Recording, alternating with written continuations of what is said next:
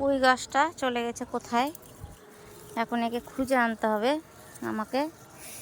রান্না করবো আজকে এটাকে। কত দূরে চলে গেছে ডোকাটা, দেখছো কতটা লম্বা হয়ে চলে গেছে। এই যে ওকে খুঁজে খুঁজে আনতে হচ্ছে, কোথায় কোথায় চলে যাচ্ছে।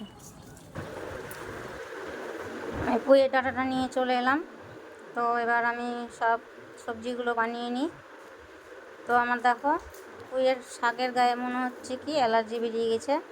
অনেক দিন তোলা হয়েছিল না, গাছে ছিল তো তার জন্য। প্রথমে কিন্তু খুব সুন্দর ছিল পাতাগুলো।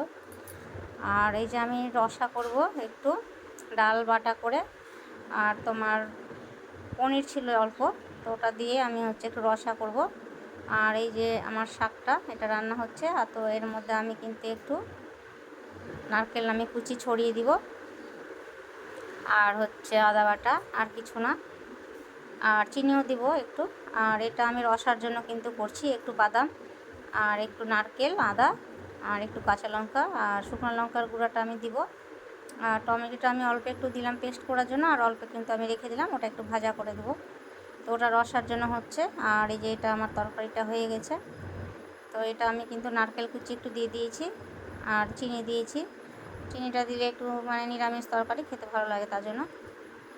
আর আমার এদিকে দেখো থাল সাজানোটা কমপ্লিট।